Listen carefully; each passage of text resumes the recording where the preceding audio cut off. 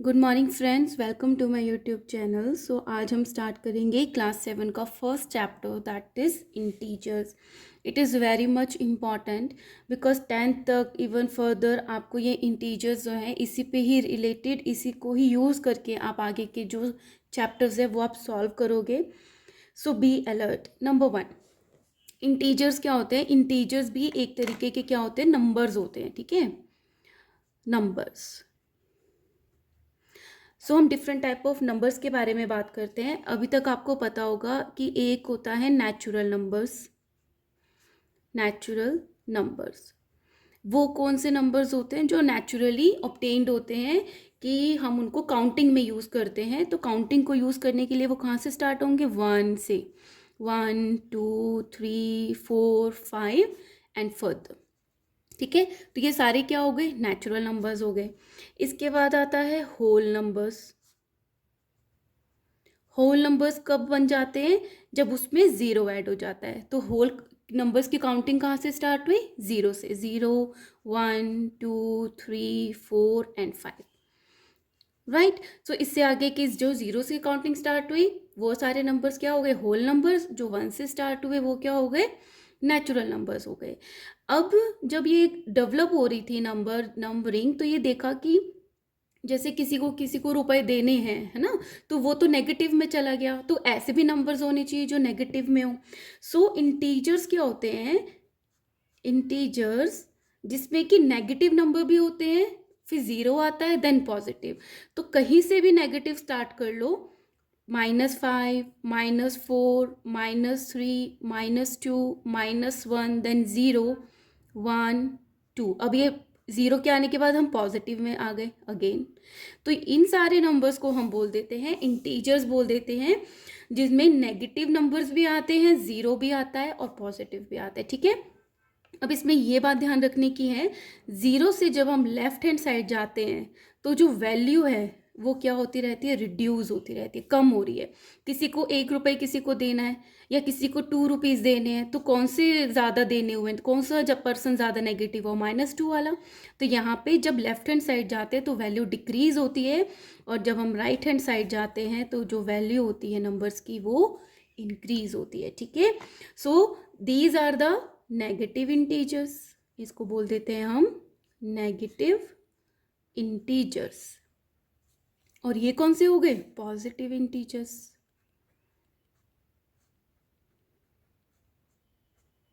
ठीक है, और इसी तरीके से हम इसको नंबर लाइन पे भी ड्रॉ कर सकते हैं। नंबर लाइन में क्या होता है? सेंटर में हम लिखते हैं 0, फिर सेम यूनिट लेकर, जैसे 1 सेंटीमीटर लिया तो यहाँ +1 +2 3 4 5 एंड सो ऑन। और लेफ्ट हैंड साइड आएगा नेगेटिव, -1 -2 -3 एंड -4। अब आपसे पूछा जाए -4 और 4 में बताइए विच इज़ ग्रेटर, तो हम देखेंगे -4 जो है लेफ्ट हैंड साइड है, +4 राइट हैंड साइड है, और राइट हैंड साइड जाते तो वैल्यू इंक्रीज होती है। तो कौन सा ग्रेटर हुआ? +4। अगेन एक एग्जाम्पल लेते हैं, 0 इज ग्रेटर और -2 इज ग्रेटर। किसी को कुछ भी नहीं देना है और किसी को 2 रुपीज़ देने हैं, तो कौन से अच्छी है? ग्रेटर है 0 वाला। ठीक है, so this is about the integers. अब इसके बाद आता है, नेक्स्ट टॉपिक आता है इंटीजर्स का एब्सोल्यूट वैल्यू। ठीक है, एब्सोल्यूट वैल्यू। एब्सोल्यूट वैल्यू को इस तरीके से लिखते हैं 2 बार्स के बीच में। अगर पूछा जाए कि इस इंटीजर की एब्सोल्यूट वैल्यू बताओ, तो आपको साइन नहीं देखना है। अब इसमें आपको पता है कि जिसमें कोई भी साइन नहीं होता है वो कौन सा नंबर होता है? पॉजिटिव नंबर होता है। जिसमें कोई साइन नहीं है वो वाला पॉजिटिव है। तो इसकी एब्सोल्यूट वैल्यू क्या है? Without sign show 7। अगेन अगर ये एग्जाम्पल होता कि -6, इसका मतलब है आपको एब्सोल्यूट वैल्यू बतानी है। तो -6 की एब्सोल्यूट वैल्यू क्या है? हम माइनस साइन को छोड़ देंगे और एब्सोल्यूट बता देंगे कि इसकी एब्सोल्यूट वैल्यू है 6। तो इस तरीके के क्वेश्चंस भी आते हैं आपके पास। नाउ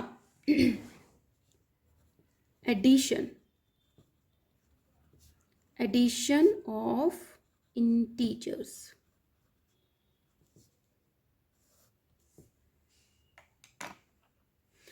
अब क्या है, एडिशन में क्या करते हैं? कि जैसे एक नंबर है +6 और एक नंबर है 3, ठीक है। हम क्या करते हैं, इनको ऐड करने के लिए बोला है एडिशन, तो ये +6 है, इसी में हमने ऐड करना है 3, तो कितने हो गए पॉजिटिव पॉजिटिव। ऐसे आप सोच सकते हो कि एक रूम है, रूम में 6 पर्सन थे जो पॉजिटिव थे और 3 पर्सन्स ऐड हो गए तो सारे पॉजिटिव हो गए, तो हमारा आंसर क्या आएगा, पॉजिटिव का ही 9 आएगा। लेकिन हम पॉजिटिव को शो नहीं करते हैं, जस्ट हम 9 को ही लिखते हैं, ठीक है। अब ये तो थे जब दोनों के क्या थे, पॉजिटिव साइन थे। अब इस तरीके से ये भी हो सकता है कि -15 को ऐड करो इन -8, ठीक है। तो इसमें क्या होता है, एक रूम था जिसमें नेगेटिव पर्सन्स थी 15, उसमें 8 पर्सन्स और नेगेटिव आ गए तो नेगेटिविटी तो इंक्रीज हो गई ना, तो हम क्या कैसे लिखते हैं, -15 प्लस -8, तो हमारा आंसर क्या आएगा, -15 तो -15 होता है और इसका मतलब होता है मल्टीप्लिकेशन, तो जब माइनस को पॉजिटिव से मल्टीप्लाई करते हैं तो आंसर माइनस आता है। तो अब हम नेगेटिव थे और नेगेटिव हो गए तो इसको हम ऐड करेंगे तो कितने हो गए 23, और साइन क्या लगेगा दोनों का, ठीक है। सो इस तरीके से एडिशन करते हैं। और अगर कोई नेगेटिव साइन है उसको हमने ऐड करना है पॉजिटिव वाले से, जैसे कि ऐसे लिखा हुआ है ऐड -7 इन +3, तो हम क्या करते हैं कि दोनों का डिफरेंस निकाल लेते हैं। डिफरेंस मतलब साइन को भूल जाते हैं, देखो इसमें नेगेटिव साइन है, इसमें पॉजिटिव साइन है, तो दोनों का डिफरेंस कितना है, 4 का, 3 और 7 में 4 का डिफरेंस है ना, तो आंसर आएगा 4, और साइन किसका लग जाएगा, जिसका बड़ा नंबर है, जैसे 7 ज़्यादा नेगेटिव है तो नेगेटिव। ऐसा क्यों, आप इस एग्जाम्पल से समझ सकते हो कि एक रूम था जिसमें -7 -7 लोग ऑलरेडी प्रेजेंट थे, +3 आके आ गए उसमें, ठीक है, तो उसने 3 को तो नलीफाई कर दिया, लेकिन ज़्यादा जो क्वालिटी रहेगी उस रूम में वो नेगेटिव लोगों के रहेगा इम्पैक्ट, है ना, तो आंसर क्या आएगा हमारा -4। अगर इसी तरीके से बड़ा नंबर जो था, एग्जाम्पल देती हूँ, अगर वो बड़ा नंबर अगर ये +7 होता, उसको ऐड करना होता -3 से, तो हम क्या करते, दोनों का डिफरेंस निकालते, दैट इज 4, और साइन जो होता बड़े वाले का लग जाता, तो हमारा आंसर क्या आता, +4, ठीक है। इसी तरीके से अगर दोनों नेगेटिव हैं, वो तो मैंने आपको बता दिया किस तरीके से ऐड होता है, जो चीज़ ऐड होनी होती है उसका साइन बदल देते हैं। अब क्या आता है, ये तो एडिशन की बात हो गई, सेम चीज़ सब्ट्रैक्शन की है, सब्ट्रैक्शन ऑफ इंटीजर्स। अगर बोला जाए सब्ट्रैक्ट 15 फ्रॉम -23, ये 15 को आपको सब्ट्रैक्ट करना है -23 से, तो -23 में से आपको सब्ट्रैक्ट करना है 15, ठीक है। सो ये आ गया -23, और इसका साइन चेंज होता है, ये पॉजिटिव था 15, पॉजिटिव 15 को माइनस से मल्टीप्लाई करते तो माइनस ही आता है, तो ये दोनों के दोनों क्या हो गए, नेगेटिव हो गए दोनों, तो नेगेटिविटी बढ़ जाएगी, तो हमारा आंसर आएगा 8 3, और ये दोनों नेगेटिव हैं तो माइनस का 38 आ जाएगा। और अगर बाय चांस इनके साइन जो थे वो डिफरेंट होते, अनलाइक होते, तो हम क्या कर देते, दोनों का डिफरेंस निकाल के बड़े वाले का साइन लगा देते, ठीक है। सो इसी तरीके से आप सॉल्व करते हो। Now start, next topic is property of addition of integers, की एडिशन में इंटीजर्स की क्या क्या प्रॉपर्टीज होती हैं, ठीक है। सो नंबर 1 हम स्टार्ट करते हैं, that is a closure property. Closure property क्या कहती है कि ए और बी अगर इंटीजर्स है, राइट, कि A and B are integers, then अगर ए को बी में ऐड करेंगे तो जो आंसर आएगा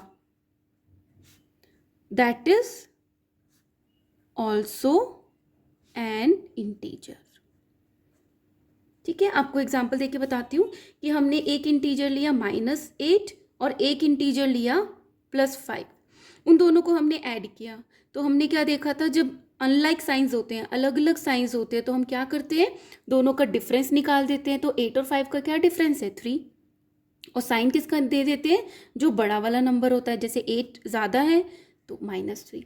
तो क्या बोल रहे हैं कि अगर ए और बी इंटीजर हैं तो जो आंसर आता है वो भी क्या आता है, एक इंटीजर आता है। So this is a closure property of integers, ठीक है। तो ये आपको पूछा जाता है चैप्टर्स में। Number 2, commutative property, commutative property of addition की बात हो रही है, ठीक है।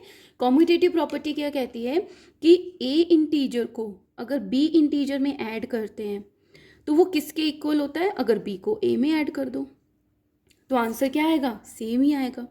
सो इसका एग्जाम्पल क्या है, अगर मैंने ए को ले लिया है 6 और बी को ले लिया है -11, ठीक है, तो ए की जगह पुट करती हूँ मैं 6, बी की जगह पुट करती हूँ, एडिशन की जगह तो एडिशन आएगा, बी की वैल्यू पुट करेंगे -11, तो इसको सॉल्व करेंगे, क्या आएगा, 6 तो 6 है और प्लस को माइनस से मल्टीप्लाई करते हैं -1 आता है, तो हमारा आंसर क्या आया, -5।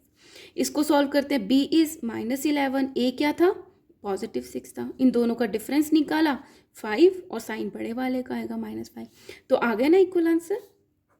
तो यही होती है कॉम्यूटेटिव प्रॉपर्टी ऑफ एडिशन कि जब दो इंटीजर्स को आपस में ऐड करते हैं तो भले ही उनका ऑर्डर चेंज कर दो, आंसर जो होता है वो कैसा रहता है, सेम रहता है। That is a commutative property of integers. Number 3 is associative property, associative property. Associative property में क्या है, एक और इंटीजर ऐड हो जाता है। अगर a को पहले ऐड किया b से, a b क्या है, इंटीजर्स है, बाद में इन दोनों का जो आंसर आएगा उसमें हमने एक और इंटीजर c ऐड कर दिया, तो वो किसके इक्वल होता है, अगर हम b और c को पहले ऐड कर लें और बाद में हम a को ऐड कर लें। ये तो आपको पता होगा कि पहले हम ब्रैकेट सॉल्व करते हैं, तो क्या बोलते हैं कि अगर a और b इंटीजर को पहले ऐड करने के बाद जो आंसर आएगा उसमें c ऐड करें, वो किसके बराबर होगा, अगर b और c को पहले ऐड कर ले और बाद में a को ऐड कर ले, तो भली ऑर्डर चेंज हो जाए एडिशन का, बट आंसर जो है वो कैसा रहेगा, सेम होगा, ठीक है। तो अगर a की वैल्यू मैंने ले ली 6 -6, b की वैल्यू ले ली +7 एंड c की वैल्यू ले ली है मैंने -9, ठीक है, और a की वैल्यू है हमारे पास -6 प्लस b +7 प्लस -9, ठीक है। सो लेट्स फाइंड +7 -6, तो डिफरेंस कितना आया 1 का, वो भी पॉजिटिव, प्लस और माइनस मल्टीप्लाई होते हैं तो क्या बन जाता है, नेगेटिव बन जाता है, ठीक है।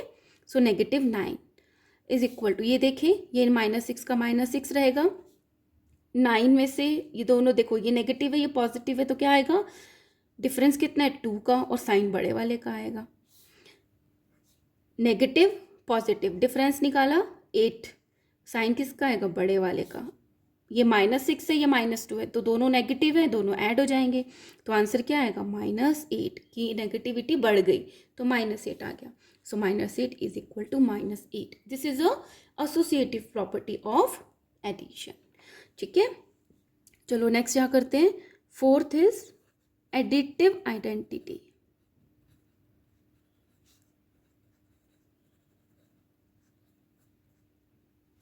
एडिटिव आइडेंटिटी ऑफ एडिशन क्या बोलती है कि किसी इंटीजर में लाइक इट इज़ 3 को 0 ऐड करे तो आंसर जो आता है वो क्या आता है, 3 ही आता है, भले 3 को 0 में ऐड करें या 0 को 3 में ऐड करें। ये भी इंटीजर्स हो गए कि कोई भी इंटीजर्स को जब 0 में ऐड करते हैं, भले पहले ऐड करें, पहले लिखें या बाद में लिखें, आंसर जो है वही इंटीजर ही आता है। This is a additive identity, okay, so 0 is the additive identity, hence 0 is called the additive identity, right? Next is additive inverse.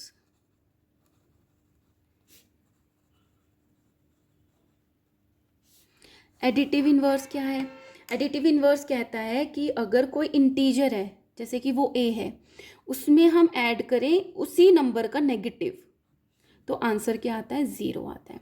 जैसे a की वैल्यू मैंने पुट कर ली 5, उसमें हमने ऐड किया उसी का नेगेटिव -5, तो 5 + माइनस इज इक्वल टू 0।